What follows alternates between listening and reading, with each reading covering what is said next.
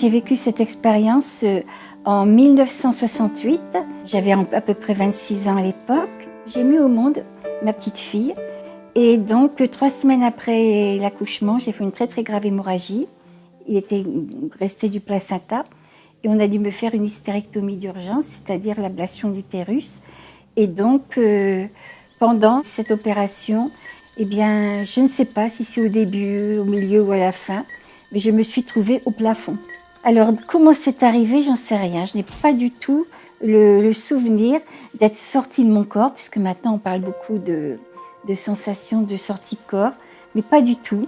Je me rappelle simplement que tout ce qui était moi, mon essence quelque part, se trouvait au plafond et je voyais de tous les côtés à la fois et j'éprouvais un sentiment mais incroyable, mais de me sentir exister au-delà de mon corps, quoi, tout simplement. Alors je me suis regardée parce que j'étais jeune à cette époque-là et tout le monde, on a la jeunesse pour soi, quoi. Mais là, j'étais étendue sur la table d'opération. J'étais cadavérique, avec des tuyaux dans le nez, enfin, etc.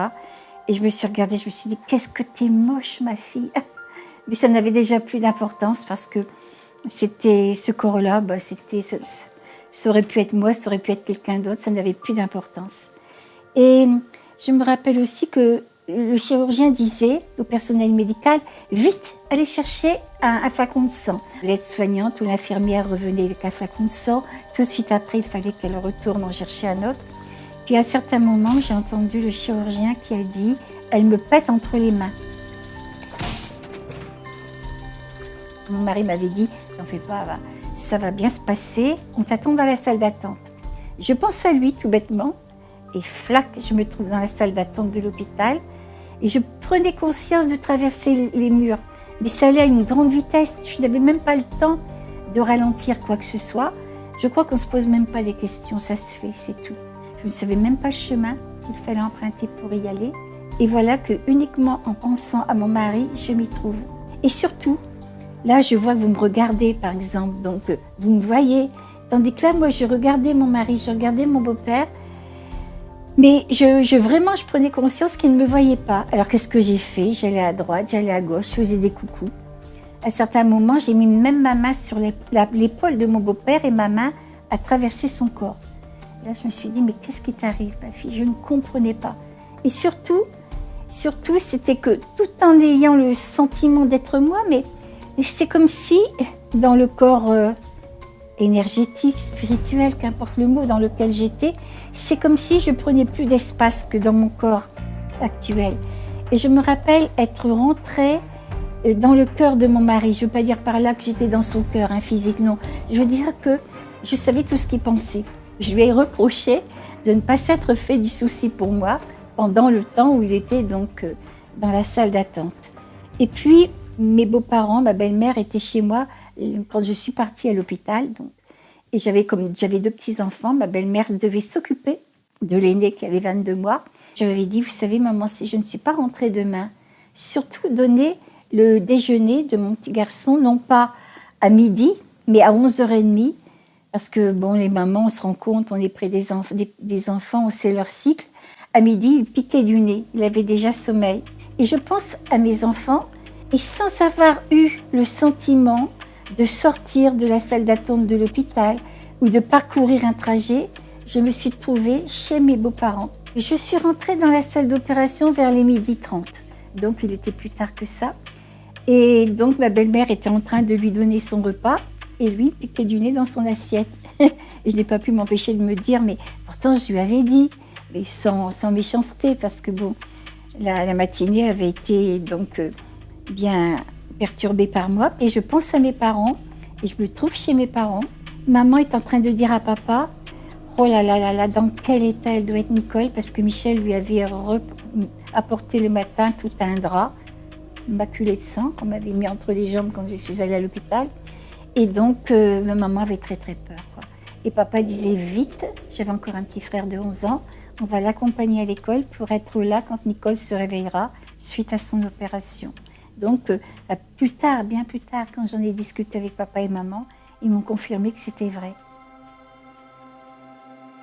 Alors après, je ne sais pas, je me suis trouvée dans un abîme de ténèbres, de silence. C'était le néant à l'échelle universelle. Et là, pour la première fois, je me suis dit, ça y est, ma fille, tu es morte. Et puis pourtant, c'était pas possible que je sois morte, parce que pour moi, la mort, ça représente l'arrêt de tout, quoi, de toutes les fonctions cérébrales. C'était pas possible parce que je vais vous faire rire, mais j'étais beaucoup plus intelligente que je ne le suis maintenant. On aurait dit déjà que tout s'était ouvert. Et là, j'ai pensé à ce qu'on m'enseignait lorsque j'étais jeune, que j'allais au catéchisme, qu'on me disait qu'on vivait jusqu'à la fin des temps. Et une panique m'a pris. Et au loin, j'ai vu une pointe d'aiguille de lumière, simplement ça, une toute petite étoile. Et là, j'étais propulsée à toute vitesse vers cette étoile. Je voyais comme des formes. Ça donnait la forme d'un tunnel, mais c'était peut-être la vitesse qui faisait ça, je ne sais pas. Mais ce que je me rappelle, c'est que la lumière a pris tout l'horizon. Et je suis rentrée dans la lumière et c'est le plus beau moment de ma vie. Parce que je rentrais dans un océan d'amour pur. Je me rappelle une fois, il y avait un psychiatre qui m'a dit « Mais je suis toujours très émue par les personnes qui parlent de la lumière, de la façon dont elles en parlent, parce qu'on sent une émotion. Et moi, je me demande si ce n'est pas qu'elles ont manqué d'amour en étant jeunes, si ce n'est pas une compensation. » Moi, je dis tout le temps que je souhaite à toutes les personnes d'avoir des parents comme j'ai eu, quoi, parce que j'étais loin de manquer d'amour. Au contraire, ils m'en ont donné tout plein, moi et mes frères, quoi. Mais là, je ne sais pas vous dire, cet amour-là, c'est un amour qui comble, qui restaure. On devient amour, tout simplement. On devient amour. Et j'étais dans une plénitude de paix, de compréhension, je ne peux pas vous expliquer. Dans cet état-là, dans cette lumière-là, j'ai su que j'étais éternelle et que je vivrais toujours. On le sait, voilà, c'est comme ça. Je prenais conscience du mot « je suis ». C'était comme si j'étais unie à la vie qui était partout dans l'univers, que je devenais cette vie-là et qu'il n'y avait que ça, quoi. Et je me rappelle que j'ai vu des êtres qui m'ont accueillie. Ces êtres-là, dans mon cœur, je les appelle des guides. Ils voyaient en moi comme un livre ouvert. Je ne voulais leur montrer que les beaux aspects de mon caractère, mais je savais qu'ils savaient tout de moi. Je me suis trouvée dans un jardin. C'était magnifique.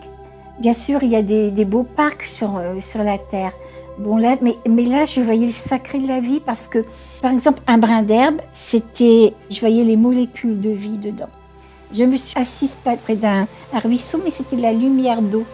Je regardais des fleurs, il y avait d'autres couleurs plus pastel. Les sons devenaient couleurs, les couleurs devenaient sons. Il y avait une unité dans tout ça. Et c'est ça, je me rappellerai toujours cette expérience sous la forme d'amour et d'unité. Il y avait une unité incroyable. Et je ne me sentais pas plus importante qu'une goutte d'eau, qu'une fleur. Voilà, j'étais la vie, c'est tout.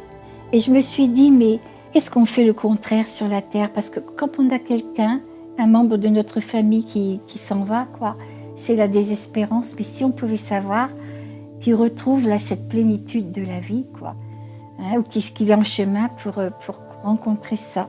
Et j'ai vu mon petit frère. Alors là, mes parents avaient perdu un petit bébé de 7 mois. J'avais 11 ans quand il est décédé. J'étais sa petite maman. Je l'adorais, ce petit enfant-là. Et de l'autre côté, bien sûr, quand je pensais à lui, je pensais toujours à lui comme au petit bébé qu'il était à 7 mois. Mais là, je vois un adolescent irradiant de lumière qui vient vers moi et je sais de façon certaine que c'est mon frère. Alors, évidemment, quelquefois, ça peut paraître incohérent parce que je me rappelle que dans la salle d'attente de l'hôpital, j'avais voulu rassurer mon beau-père. J'avais été près de lui, j'avais mis ma main sur son épaule et ma main avait traversé son corps. Tandis que là, je me suis retrouvée dans les bras de mon frère. Il était solide et moi aussi. On ne peut pas l'expliquer autrement que d'une reconnaissance d'âme à âme. Et je me rappelle lui avoir dit, mais si papa et maman te voyaient, mais tu te rends compte quel bonheur que ça serait? Alors il m'a dit qu'il nous avait toujours guidés, toujours suivis, toujours aimés. J'étais même extrêmement émue de la qualité de son amour. Parce que nous, sur la terre, bien sûr, je symbolise, mais quand on aime, bon, allez, je te donne mon cœur et puis on tend la main pour avoir autant, quoi. C'est le propre de l'amour humain, tandis que là, il nous aimait pour ce que nous étions, mais sans exigence, sans égoïsme, sans rien du tout. Et j'ai rencontré le frère de mon mari, Jacques. Mon mari, à 14 ans, a perdu un frère de 25 ans qui s'était noyé. C'était un drame, surtout chez ma belle-mère. Moi, je ne le connaissais pas puisque nous nous sommes fréquentés et mariés bien après. Je ne le connaissais que sur photo et il était là. Il m'a montré les circonstances de son décès. Combien mes beaux-parents avaient souffert, ma belle-mère en particulier. Et je revois encore le moment où le docteur est venu lui annoncer le décès de son fils et le cri qu'elle a fait, quoi. Et plus tard, ça m'a permis même d'être plus indulgente parce que on habitait près de l'un de l'autre, à 50 mètres près, quoi. Elle n'avait plus qu'un fils, donc c'était les dimanches ensemble, c'était les vacances ensemble. C'était quelquefois pesant, quoi, même étouffant. Et quand je me rappelais la souffrance qu'elle avait eue en perdant son premier fils, ça m'a permis d'être plus indulgente, si vous voulez, envers tout ça. Et puis, je me mets à votre place, vous devez vous dire, oh là là, c'est une succession de choses, quoi. Mais tout s'est passé en même temps. C'est comme un éternel présent, tout est là, tout se passe en même temps. Et puis moi, je suis obligée d'employer des mots qui donnent une succession de faits. Mais à un certain moment, c'est comme si tout l'univers s'est mis à m'apporter sous la forme d'un homme, d'un être magnifique. Je dirais tout le temps que notre cœur connaît. Il ne s'est pas présenté, mais que notre cœur connaît. Et cet être-là m'a dit simplement « Comment as-tu aimé et qu'as-tu fait pour les autres ?» Oh, ces deux phrases toutes simples, mais c'est tellement profond quelque part, tellement profond. Et donc, pendant qu'il me disait ça, on me montrait, certainement sous forme symbolique, je suppose, toute l'humanité avec les bras levés au ciel et qui implorait. Et je ressentais toute la souffrance de l'humanité. Et puis, j'ai revu ma vie à l'envers, donc de mes 26 ans à l'époque, à ma naissance. Alors, c'était bizarre parce que je voyais l'origine de chaque pensée, de chaque émotion qui était à l'origine de chaque acte, etc., quoi. Je me suis vue jeune mariée, je me suis vue avec mes enfants, je me suis vue donc que je fréquentais mon mari. Mais quand j'ai eu ma première poupée, que j'ai arraché la robe de la poupée en l'enlevant de sa robe, avec mon petit chien quand j'allais chez ma grand-mère, et quand j'avais fait quelque chose de bien, j'étais dans le cœur des personnes à qui j'avais fait du bien. Alors ça, c'est quelque chose d'incroyable. Ça, on ne s'imagine pas ça sur Terre. Parce que je suis moi, vous êtes vous, on est bien séparés. Bon, on va se dire des choses gentilles ou désagréables. Mais si je vous dis quelque chose de blessant, je ne suis pas dans votre cœur. Mais de l'autre côté, tout est un. Je suis moi et je suis vous à la fois. Alors là, après avoir eu une telle expérience, je vous assure qu'on fait attention avant de dire ou de faire quelque chose. Parce que quand j'avais fait du mal, j'étais dans le cœur de la personne à qui j'avais fait du mal et je me serais mise dans un trou de souris, bien sûr. Et quand j'avais fait du bien, je recevais le bien que j'avais pu faire à la personne. J'avais beaucoup de distance envers moi-même et je pouvais me voir comme si je regardais quelqu'un d'autre, avec la même distance, avec la même liberté. Là, je prenais conscience véritablement de qui j'étais. J'ai vécu 45 secondes, on m'a dit que cette expérience a duré 45 secondes. J'ai vécu des millénaires. Je me rappelle, on m'a montré comme l'évolution de la Terre. J'avais toutes des informations sur les civilisations disparues. Je me rappelle qu'on me parlait de l'Atlantide. On me disait que Dieu était la force, le mouvement et la vie. Je n'oublierai jamais ça, c'est inscrit. Que tout ce qui va dans le sens de l'unité, c'est bien. Que ma vie par rapport à l'éternité, ma vie actuelle, c'est un battement de paupières. Voilà, c'est tout dans ma vie, c'est tout par rapport à l'éternité. Et c'est vrai que j'étais capable de dire, parce qu'on comprend tout, mais j'étais capable de dire, mais que ta volonté soit faite et non la mienne. Même si j'emploie un langage religieux, ça veut dire quand même j'étais capable de se lâcher prise là. Et puis on me disait aussi que la vie était partout dans l'univers. On me montrait la réalité d'autres humanités. Et on m'a montré aussi que nous étions à la croisée des chemins. J'ai vécu cette expérience donc en 1968. Mais on me disait qu'il y aurait comme un chômage qui s'étendrait sur le monde entier. Tout était florissant pourtant à l'époque. Et on me parlait d'une peste qui s'étendrait sur le monde entier.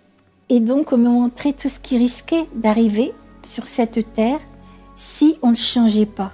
Et le si pour moi, il est déterminant. C'est notre part de liberté quelque part. Et on me montrait des choses qui malheureusement s'actualisent en ce moment. c'est-à-dire des tremblements de terre, des problèmes avec la nature, tsunamis, etc. Mais surtout, ce que j'ai vu et qui m'a inquiétée, c'est l'émergence d'une violence inouïe. Cette violence m'a fait peur. Et donc, quelquefois, il m'arrive de dire qu'on en est tous responsables quelque part. On m'a montré que j'étais déjà venue sur la terre. Alors, je suis élevée dans la religion catholique traditionnelle. C'est évident qu'on ne parle pas de renaissance, mais de l'autre côté, c'était évident pour moi. J'ai vu que j'avais déjà... Je ne voyais pas des vies entières qui se déroulaient, je voyais des fragments d'autres vies. Et on me disait qu'on revenait tant qu'on n'avait pas acquis assez d'amour et de sagesse, que tout était une question d'évolution. J'ai une amie qui a vécu aussi cette expérience, et elle, on lui a montré d'une façon différente. On lui a montré une roue sur laquelle était inscrit vie, mort, vie, mort. Et quand elle regardait vie, elle se remémorait une vie qu'elle a vécue. Et mort, l'entre-deux, l'entre-deux. Et on lui a montré une main qui s'échappait de cette roue, parce qu'un jour, on n'aurait peut-être plus besoin de ces expériences terrestres. On m'a montré que mes beaux-parents, qui avaient à peu près le même âge, et ma grand-mère à 3 ans près, on m'a montré que lorsqu'ils partiraient sur la terre, ce serait tous les 3 presque en même temps. Et donc 2 à 3 semaines d'intervalle. J'avais dit ça à mon mari. J'avais dit, tu sais, je ne me rappelle plus qui partira premier, second, troisième, mais ils partiront à 3 semaines d'eux. Alors le 27 janvier 81, un mardi, mon grand-père nous quitte. 3 semaines après, un mardi, c'est ma grand-mère. Et dans le courant de l'année suivante, c'était ma belle-mère. Et j'avoue que ce sont des choses concrètes comme ça qui ont incité mon mari finalement à me croire, Et là, j'ai vu ce que serait ma vie quand je reviendrai, entre le moment où je revenais et le moment où je partirai définitivement. Et j'ai vu que j'aurais beaucoup d'épreuves et de souffrances, et je me suis vue pleurer bien des fois. Et là, je me suis dit, mais qu'est-ce que j'ai donc fait à Dieu pour mériter toutes ces épreuves, toutes ces souffrances? Et on m'a dit qu'avant de naître, je les avais acceptées, parce qu'à travers elles, je grandirais. Et là, je vous assure que c'est encore peut-être une partie égoïste en moi. J'ai demandé que me soit donné en une seule vie ce qu'il me restait à vivre dans d'autres vies sur cette terre, parce que pour moi, la terre, c'est vraiment l'enfer. Je ne voulais plus revenir. Et on m'a dit qu'on ne pouvait me donner plus que mes épaules ne pouvaient supporter.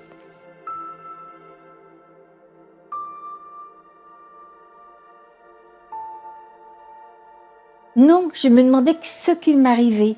J'ai eu conscience d'être morte, c'est quand je me suis retrouvée dans cet abîme de ténèbres et de silence, dans ce néant. Mais avant, je me posais la question. Tout était pour moi réel.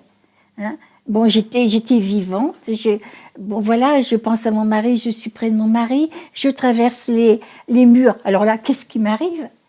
Mais je ne me suis pas posé la question, c'est un rêve. Non, c'est pas possible. Et même quand on me demande, bien des fois on me demande, Madame Dron, vous ne croyez pas que c'est un rêve? Cette expérience, ça n'a rien à voir avec un rêve.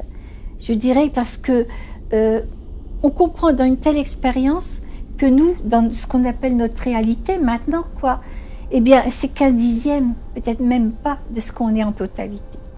On est infiniment plus que ce qu'on vit au quotidien, infiniment. The important thing to understand is that Gateway Valley was much more real than this world.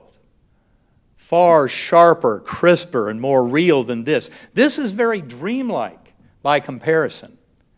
That was a deep, deep mystery to me for a long time, trying to understand that ultra reality. It's very hard to put it into words. Later on, when I was trying to explain all this, and my original default was this had to be some crazy brain effect, some wild hallucination or drug effect or dream. That's what I was trying to explain it as. But after many, many months and going over all this with my doctors and everything, we came to realize, well, it was way too real to be real because it really happened. But it didn't happen in my brain, and it didn't happen in the physical universe.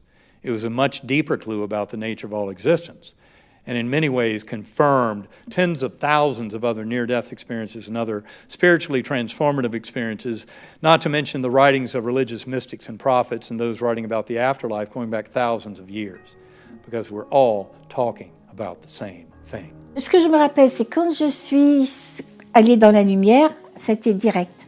Quand je suis revenue, j'avais le sentiment comme si je descendais, que je traversais d'autres plans de conscience plus denses. Et j'ai vu des personnes qui étaient près de la terre, qui étaient quelque part comme accrochées à la terre.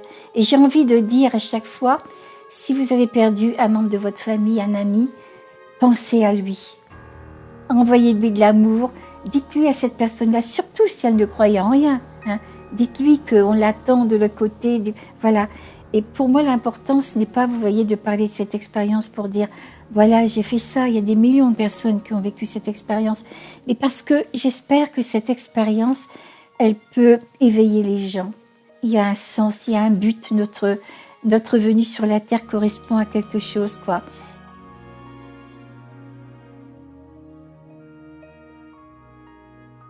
On m'avait déjà demandé, est-ce que je voulais rester de l'autre côté ou est-ce que je voulais revenir sur la Terre? Je sais qu'il y a des personnes à qui on a demandé ça et d'autres non.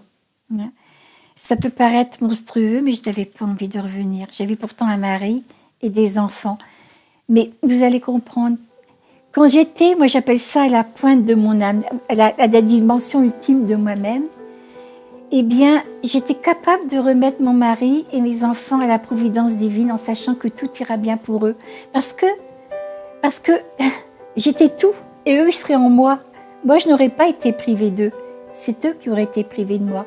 Mais si je redescendais tant soit peu, ce que j'appelle dans ma conscience humaine, dans mon humanité, j'avais peur que mes enfants soient orphelins, qu'ils en souffrent, de ne pas voir leur maman. Je ne voulais pas non plus qu'ils tendent leurs bras à une autre maman que moi. Je voulais que mon mari soit heureux, mais pas dans les bras d'une autre femme. Vous voyez, donc j'ai eu l'impression que durant l'expérience, je pouvais être à la pointe ultime de moi-même et puis je pouvais redescendre aussi. Et donc on m'a dit que puisque je voulais revenir, je reviendrais, mais que j'oublierais beaucoup de choses parce qu'il le fallait. Je me suis dit, ils veulent que j'oublie beaucoup de choses. Je vais faire en sorte de m'en rappeler. Mais pourtant, quand je me suis réveillée, c'est comme un grand voile, vous savez, qui vient tout obscurcir. Eh bien, j'ai pratiquement tout oublié. Je ne me rappelle que des miettes. C'est frustrant. C'est frustrant parce que quand on se trouve à la croisée des chemins, par exemple, quand on a un conflit particulier, qu'est-ce que ça serait valorisant de se rappeler, pas seulement par égoïsme pour soi-même, mais comment faire dans telle situation pour que ça soit profitable pour tout le monde. J'aurais bien aimé non pas me rappeler toute la sagesse du monde, mais ce qui m'était nécessaire dans cette vie-là, et ce qui était nécessaire au mien, mais non. Voilà, j'ai oublié. Je me rappelle que quand j'ai rentré dans mon corps par la tête, et j'ai réintégré mon corps comme on rentre dans une chaussée. C'est peut-être pas tellement poétique, mais j'ai eu cette impression-là. Et on a dû me donner une paire de claques. Le chirurgien, plus tard, m'a dit, on a dû vous réveiller en urgence pour telle et telle raison que j'ai oubliée. Mais je me rappelle que lorsque je me suis réveillée, j'avais dans les oreilles une musique d'une beauté. C'était magnifique. C'est une musique à pleurer d'amour pendant longtemps, et même encore maintenant. J'ai recherché dans les classiques ou dans la musique sacrée quelque chose qui pourrait correspondre à ça, jamais. Mais à l'arrière-plan de ça, il y avait une paix, une plénitude.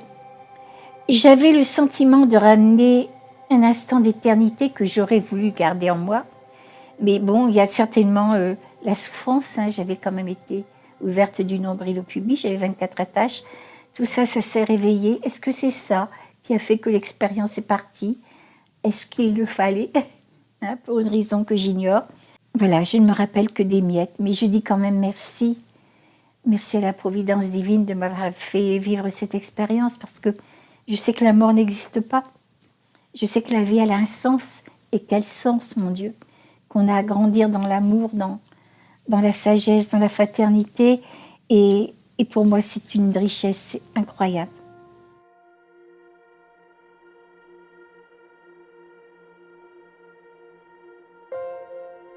Une infirmière que j'ai rencontrée lors de ma première sortie, un mois après, dans un magasin. Cette infirmière-là est venue à moi et c'est elle qui m'a abordée en me disant « Bonjour la petite ressuscitée ». Et donc, je lui disais, je ne vous connais pas. Et elle m'a dit, mais oui, moi je vous connais bien parce que j'assiste à votre opération. Qu'est-ce que vous nous avez fait peur? Alors évidemment, j'en ai profité pour lui demander tout ce qui m'était arrivé parce que, en principe, les docteurs, les chirurgiens n'ont pas le temps. Ils sont très, très prudents. Ils ont évidemment mon mari que je revenais de loin, mais que tout danger semblait dorénavant écarté. Et à l'hôpital, on m'appelait la petite ressuscitée. Et pendant les 10 jours où je suis restée à l'hôpital, je peux dire que presque tout le temps, j'avais quelqu'un près de moi parce que je revenais de loin. Je crois qu'il fallait être prudent pendant longtemps. Et c'est là qu'elle m'a dit que je n'ai pas le droit de vous le dire en tant qu'infirmière, mais après tout, vous êtes bien là, elle m'a dit. Donc, vous n'êtes pas morte. Donc, Madame Dron, vous avez été morte, elle m'a dit. Vous êtes morte pendant... Alors, j'ai demandé combien de temps? 45 secondes avec électrocardiogramme plat. Il faut savoir que dans les 15 secondes qui suivent l'arrêt cardiaque, le cerveau s'arrête de fonctionner. Il n'y a aucune activité électrique décelable au bout de 30 secondes. Au début, c'est 15 secondes. 15 secondes, ça commence à décliner. Au bout de 30 secondes, il n'y a plus rien. Et on sait que dans les conditions optimales de surveillance de l'activité cardiaque, c'est-à-dire dans nos unités de soins intensifs ou de réanimation, il y a une période incompressible d'au moins 2 minutes avant qu'on donne les premiers soins et que le cœur reparte. Donc, on sait très bien que toutes les personnes qui ont présenté un arrêt cardiaque sont bien revenues d'une mort clinique. Ils sont revenus de la mort. Et dans 18%, ils nous racontent ce qu'ils ont vu et vécu. Donc, on ne peut plus dire aujourd'hui, personne n'est revenu de la mort pour nous raconter ce qui se passe. Ben oui, il se trouve que grâce au progrès de la réanimation, il y a des gens qui sont revenus de la mort. Vous savez, quand je me suis réveillée, premièrement, j'ai eu à gérer pendant 2 jours une douleur énorme. On ne pouvait pas me donner des calmants comme on le fait maintenant, hein, bien sûr. Il y avait une raison. Donc, pendant 2 jours, c'était atroce. Et au bout de 2 jours, quand ça commençait à aller un petit peu mieux, je me rappelle que j'aurais aimé pouvoir dire donc aux chirurgiens, vous savez, j'ai vécu ça. Est-ce que vous connaissez dans vos patients quelqu'un qui a vécu cette expérience-là? Puis j'ai pas osé. Et je crois que c'est comme on a besoin de se protéger quelque part, un instinct de conservation. Je n'ai pas osé parce que je n'étais pas partie de l'autre côté avec un appareil photo. Et j'avais peur de ce que le médecin pouvait penser. Mon mari plus tard m'a dit, t'as bien fait. Il m'a dit parce que, admettons, moi je ne connaissais pas ces expériences-là. Admettons que j'aurais dit au docteur, Nicole, elle a vécu ça, qu'est-ce que vous en pensez? Et que le docteur aurait dit, oh, vous en faites pas, après une bonne nuit, tout va rentrer dans l'ordre. Comme on aurait dit à l'époque. Puis si le lendemain, c'était pas rentré dans l'ordre, et si 8 jours après ou 1 mois après, j'aurais continué à dire au docteur ça, comme le père Brune dit, hein, il y en a beaucoup qui ont été après psychiatrisés. Hein. Je sentais ça. Et je ne me sentais pas assez forte pour en parler. Je n'avais pas les mots pour le dire. Surtout, je n'avais pas les mots. Et je risquais de me trouver devant des personnes qui n'auraient pas compris, faute de ne pas l'avoir vécu, tout simplement. Et puis pour moi, ça aurait été désacraliser l'expérience. Alors oui, j'étais très longtemps sans en parler. Même à mon mari. Mon mari, c'était 8-10 ans après. Et j'ai vécu très mal ça. Et je ne voudrais plus repasser ce moment-là. Parce que, quelque part, il y avait une peur en moi d'en parler, peur qu'on ne me comprenne pas, qu'on ne me croie pas, peur de passer pour une illuminée, dans le mauvais sens du terme. Et je me reniais pour être comme tout le monde.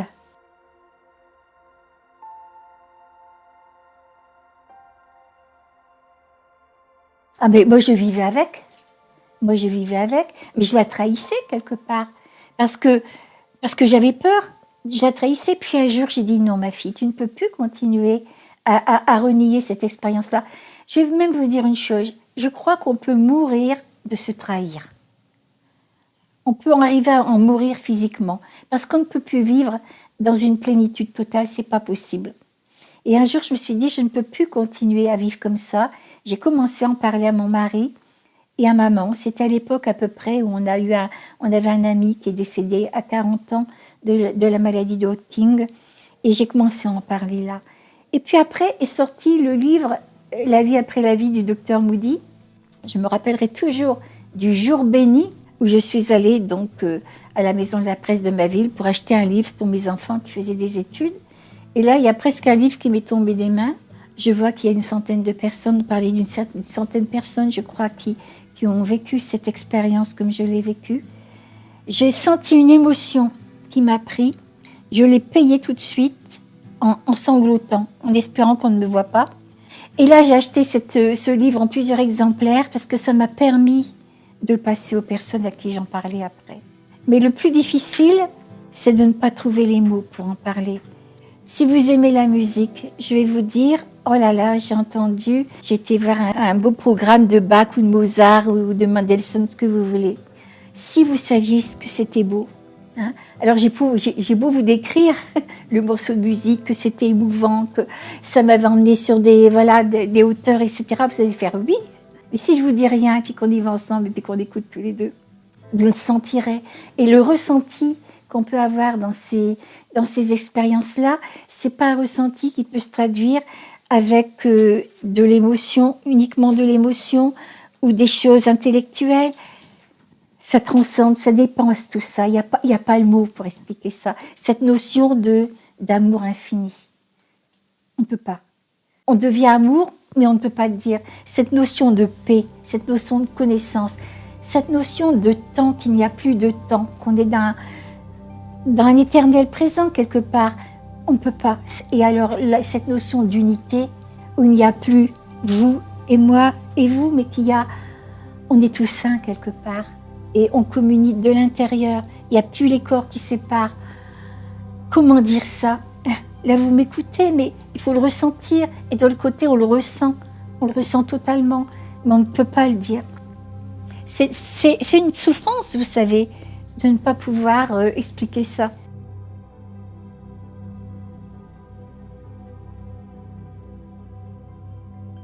Il y a une progression. Au départ, c'était fermé. Au départ, quand il m'était demandé d'en parler dans des associations, par exemple, d'aide aux familles en deuil, et la majorité, disons 95%, c'était des femmes. Hein? Le mari venait comme si la femme, vous savez, le tirait comme un petit gamin, quoi. Et donc, oui, oh là là, et puis c'était catalogué, c'était pas scientifique, ça ne pouvait pas être reproductible.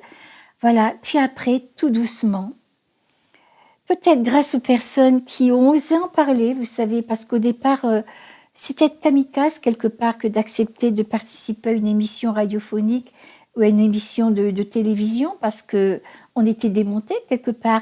Mais peut-être que ça a fait son chemin, et peut-être qu'aussi, on parle de nouvelles vibrations qui sont déversées sur la Terre. Hein, peut-être que tout ça fait que les gens s'éveillent. Les gens s'éveillent et moi j'ai vu quand même une progression énorme depuis une dizaine d'années, mais c'est incroyable. Et ça me réjouit tellement le cœur que maintenant je me dis, je peux mourir maintenant. Parce que j'ai le bonheur d'avoir vu cette évolution, quoi. Je ne pensais pas voir ça, je ne pensais pas. Alors au départ, quelquefois, j'étais impatiente entre nous parce que, est-ce que c'est l'anesthésie qui fait ça? Est-ce que ce sont les endorphines ou le plus de gaz carbonique ou le moins d'oxygène? Et je me disais, mais combien de temps on va tourner en rond comme ça? Et puis, ça a évolué et maintenant, on en arrive au domaine de la conscience. Et là, ça s'ouvre. Le milieu scientifique a commencé à s'intéresser. Et je me rappelle surtout du cardiologue Pim van Lommel, quand il a dit que la conscience n'était pas le produit du cerveau, mais pouvait être délocalisée du corps humain. I'm a cardiologist, so I had the privilege to have patients who survived cardiac arrest. Started out of curiosity to ask patients who survived a cardiac arrest if they could remember something of this period of unconsciousness. And then, to my big surprise, within 2 years, out of 50 patients I asked, 12 patients told me about their death experience. And that's the moment my scientific curiosity started to grow because of, according to our current medical knowledge, it's impossible to experience consciousness during cardiac arrest when circulation and breathing have ceased. So this is how it started for me. I have learned as a medical student and as a young doctor that we have the assumption, which shouldn't be discussed, that consciousness is a product of the function of the brain. So that's the reason it's impossible to experience consciousness when you have a cardiac arrest. But is there any scientific evidence that consciousness is produced by the brain? No, it's a non-proven assumption. It's just an hypothesis, but everybody accepts it because most people have the experience that you experience consciousness when you're awake. Mm-hmm. As neuroscientists see activities in neuroimaging techniques, they believe that they see something which could be the consciousness. No neuroscientist on earth can give you the first sentence, not even a sentence, to explain how the physical brain might create consciousness. And it's not because we haven't done enough research. You know, the 1990s were the decade of the brain, and Obama has recently earmarked a significant amount of federal funding to additional study of the brain. The more we study the brain, the more we realize it does not create consciousness. On est face à une phénoménologie inexplicable. C'est d'accord, elle ne rentre pas dans nos dogmes scientifiques. Qu'est-ce qu'on fait? Il ne faut pas rejeter toutes ces expériences, il ne faut pas rejeter tous ces témoignages. C'est un prétexte un peu court, en disant qu'on ne comprend pas, donc on exclut. Il faut au contraire proposer un autre modèle. Le modèle que je propose sera valable jusqu'à ce qu'un autre phénomène vienne le contredire. Voilà, je crois que c'est comme ça qu'on doit avancer quand on est un scientifique. Et je dis qu'aujourd'hui, il n'y a aucune explication rationnelle, matérialiste à ces expériences et qu'il faut donc changer de modèle de pensée, changer de modèle d'explication de la conscience. On va dire les cerveaux du corps sont des magnifiques machines pour recevoir la conscience. La conscience est comme une substance invisible qui remplit l'univers. Les physiciens quantiques disent sans la notion de conscience, on ne peut pas comprendre comment fonctionne l'univers. Les physiciens les plus modernes, qui ont des prix Nobel de physique. Donc la conscience, finalement, c'est quelque chose d'extérieur au cerveau. Le cerveau a besoin de la conscience pour vivre, mais la conscience n'a pas besoin du cerveau pour vivre. On prend souvent l'image du fait que le cerveau, c'est comme un poste de télévision qui peut recevoir la conscience, la traiter aussi un peu à sa manière et lui renvoyer de l'information, donc interagir avec la conscience. Alors qu'est-ce qui se passe quand un poste de télé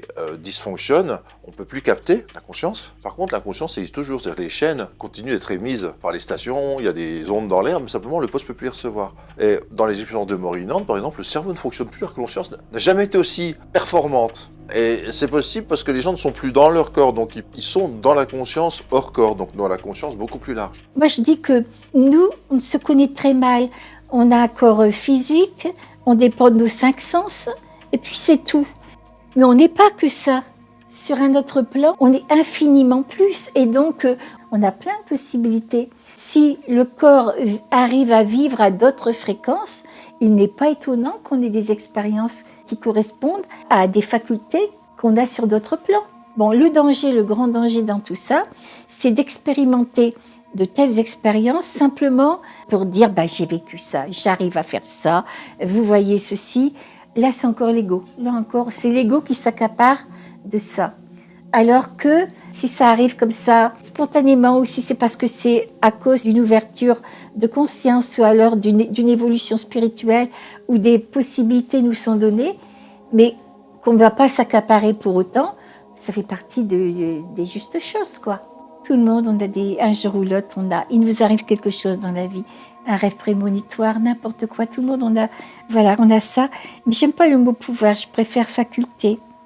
Il m'arrive d'avoir des rêves prémonitoires. Il m'est arrivé d'entendre une fois au fond de mon cœur, Jésus que ma joie demeure. La chanson Jésus que ma joie demeure quand j'ai perdu vraiment des êtres chers et que j'étais vraiment dans l'affliction. Ça arrive des choses comme ça. Il y a des moments, oui, ça arrive. Mais pour moi, le plus grand des dons, la plus grande des facultés, c'est de pouvoir aider l'autre à s'éveiller, tout simplement. On est à des millions de personnes à avoir fait cette expérience-là. Je pense que c'est pas pour rien. Je pense qu'il faut avoir le courage d'en parler maintenant. Il faut transmettre ça en vue d'un éveil spirituel. Parce que de l'autre côté, cette expérience, c'est la vie. Et la vie, c'est l'amour.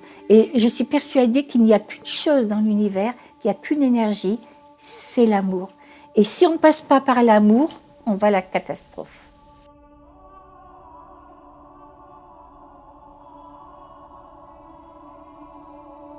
La Terre, c'est un être vivant, c'est quelque chose de magnifique. Elle est parfaite quelque part, mais nous, qu'est-ce qu'on en fait de cette Terre-là?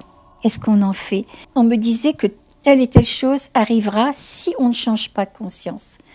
Comme je le disais tout à l'heure, le si est déterminant. Et je pense que si on devient plus aimant, plus fraternel.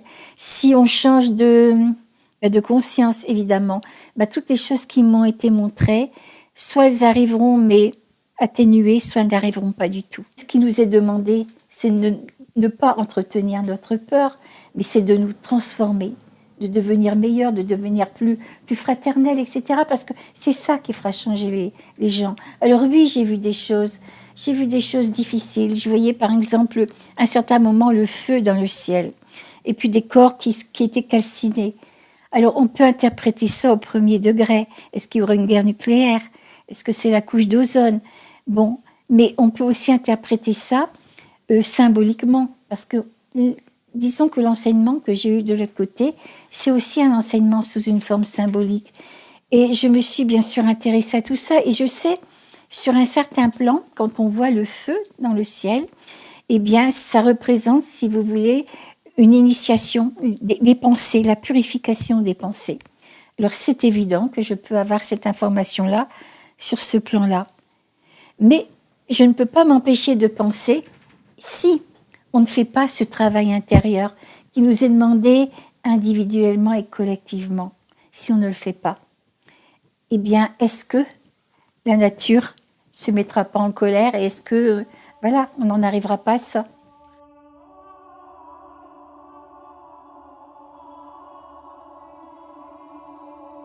Moi, j'ai été élevée dans la religion catholique traditionnelle. Bon, je dis tout le temps que cette expérience n'a rien enlevé au trésor que peut avoir ma propre religion, mais je ne me sens plus limitée par le fait, hors de l'Église, point de salut, par exemple, quand on va dire des trucs comme ça, pour moi, ça n'a pas de sens.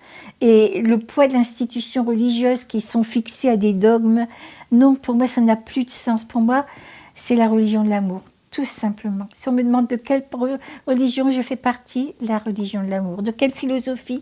La philosophie de l'amour. Parce que l'important pour moi, ce n'est pas d'appartenir à une religion, c'est d'accéder à travers elle à l'essence de la religion. Et cette essence-là, eh bien, c'est quand c'est la chenille qui devient le papillon. Il faut emprunter ce sentier-là de transformation. Et cette essence-là, on la retrouve dans tout. Cette plénitude, ce qu'on peut appeler Dieu, cette vie, c'est comme la sève de l'arbre. Et puis l'arbre, elle a différentes ramures, différentes branches. Et puis ça va dans tout, quoi. Et nous, on cloisonne ça. Je sais très bien que c'est peut-être confus ce que je dis, mais au point de vue absolu, on est parfait, on est des êtres magnifiques. Et quelquefois, je m'insurge contre certains prêtres. Attention, je respecte toute ma tradition religieuse. Il y a des trésors là-dedans. Mais quand j'entends des prêtres dire qu'on est des pauvres pécheurs, voilà. Et j'ai plutôt envie qu'on dise aux enfants, mais vous êtes magnifiques, vous avez toute la force en vous pour traverser toutes les situations, quoi.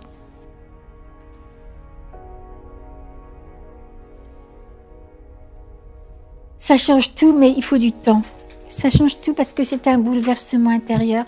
On a besoin de temps pour, c'est pas le mot maîtriser ça, non, mais pour digérer tout ça. Et en plus, on ne peut en parler à personne. C'est une solitude totale. Et si l'initiation, ça comprend la solitude, on peut dire qu'on y passe vraiment. C'est la solitude totale.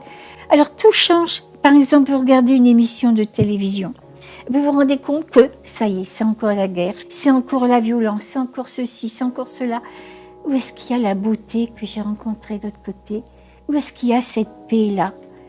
Voilà, il y a un tel décalage entre cette plénitude d'un côté et cette violence sur la terre qu'on a envie de dire, mais ne regardez pas ça autour de soi. Et on est obligé de se taire en plus, parce que on se rend très bien que ça serait mal compris. Alors oui, et puis on se dit, aussi bien dans l'éducation nationale, dans les sciences, dans les arts, partout, s'il y avait un petit peu plus de fraternité, s'il y avait un petit peu d'amour dans tout ça, qu'est-ce que ça changerait? Alors pendant longtemps, on vit avec une espèce d'impuissance, vous voyez?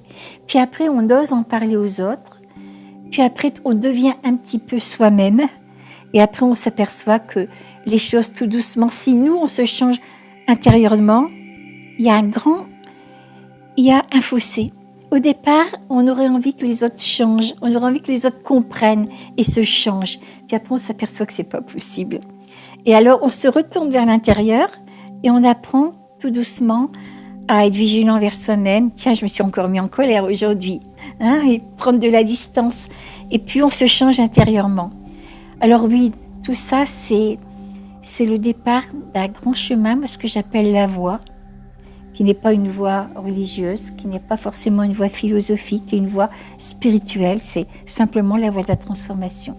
C'est vraiment, et je vais même jusque dire, je douterais de quelqu'un qui dirait avoir fait cette expérience si elle ne découle pas sur un désir de comprendre et de se transformer. Apprendre à aimer et apprendre à être soi-même. Moi, on m'a demandé à aimer. Mais pas aimer de cette manière sur la terre où quand on aime, il y a une grande part d'égoïsme, de jalousie, voilà. Mais de savoir aimer peut-être à cette dimension de l'univers, savoir aimer l'autre tel qu'il est, même s'il ne nous satisfait pas entièrement, savoir voir quelquefois dans l'autre qu'il est en devenir. Ça n'a pas empêché, vous savez, après, de traverser des épreuves douloureuses, d'être déçu par certaines personnes, d'avoir vraiment des maux de cœur intenses. Mais je me dis, je ne peux pas fixer une personne parce qu'elle a fait ça aujourd'hui. Parce qu'elle est en devenir, tout simplement.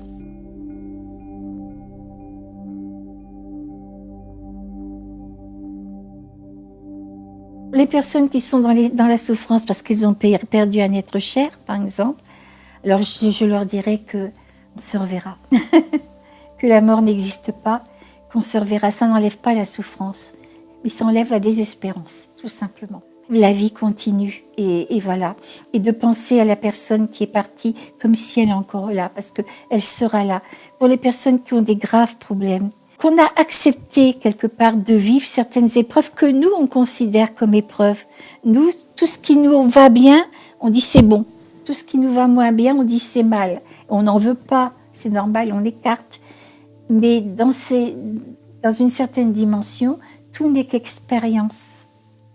Parce que ces expériences-là, même si on les catalogue de négatives, eh bien, dans le creux de ça, eh bien, on apprend des choses. Par exemple, j'aurais accepté, dans cette expérience-là, j'aurais accepté le fait de revenir sur la terre d'un fauteuil roulant, si vous voyez, par exemple. Alors que pour moi, mon Dieu, fou là là.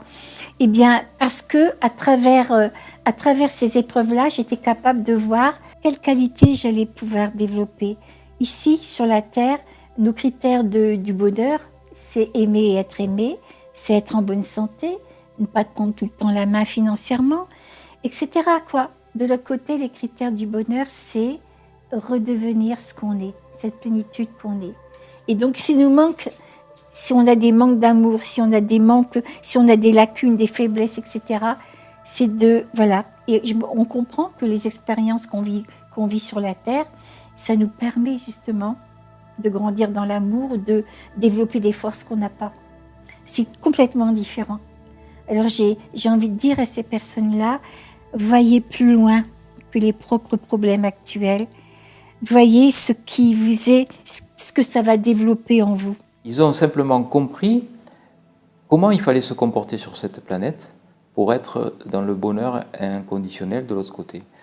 Parce que les gens qui vivent une expérience négative, ils vivent ça plutôt comme un avertissement de l'au-delà, leur disant tu vois comment ça va se passer si tu continues ta vie comme tu l'as commencé. Donc les gens sont transformés, ils se détachent des valeurs matérielles de cette planète et puis ils veulent donner de l'amour aux autres, donc ils veulent aider les autres, ils vont dans des œuvres caritatives, humanitaires, ils sont vraiment tournés vers les autres. Ils ont compris l'essentiel de ce que l'on devait faire sur cette planète pour être heureux. Être dans le bonheur, c'est donner de l'amour aux autres.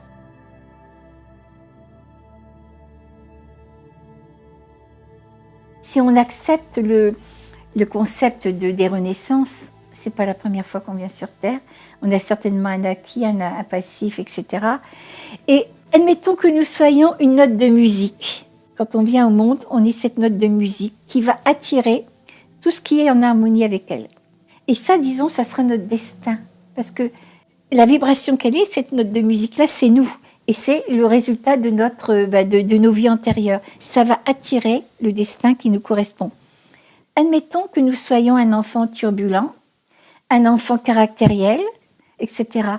Bon, il va automatiquement, c'est pas difficile de prédire que dans sa vie, il aura des problèmes avec ses parents, les enfants à l'école, sa femme, etc. Bon.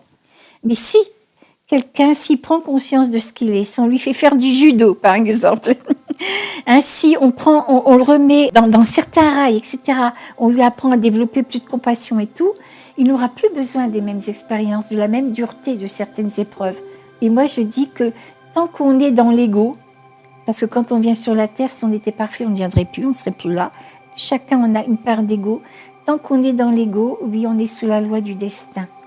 Mais quand on prend conscience de qui on est, qu'on essaye de s'améliorer, tout doucement, on quitte la loi du destin pour entrer dans la loi de la grâce.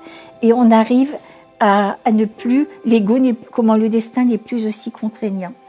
On finit un jour par partir du destin. Parce qu'on fait un travail intérieur, on devient moins égoïste, on fait attention à qui on est, on devient plus aimant, etc. Donc on change notre vibration intérieure. Donc notre vibration intérieure, eh bien on change notre destin. Quand on a une pensée d'amour, de compassion, voilà, et le sentiment qui va avec, bien sûr que tout nous arrive parce qu'on l'a pensé, qu'on l'a ressenti, c'est évident. D'où l'importance d'être vigilant envers soi-même. D'où l'importance de savoir, de parler de ses expériences, non pas pour dire, vous voyez, j'ai vécu ça. Hein. Comme je l'ai dit, il y a tellement de personnes qui ont vécu ça, mais pour dire, cette expérience m'a fait comprendre que c'était important de se découvrir tel qu'on était, de s'améliorer, parce qu'on change soi-même, on change le monde. Et on change aussi notre statut de l'autre côté quand on va mourir, parce que j'ai traversé différents plans de conscience. Et je sais très bien que c'est pas parce que j'ai vu la lumière que j'irai. Oui, bien sûr, on voit la lumière, mais tant qu'on n'est pas devenu soi-même lumière, on ne peut pas. C'est une sorte d'osmose, c'est une densité de l'âme. Donc, en prenant conscience de tout ça, eh bien, on s'améliore, on améliore tout autour de nous.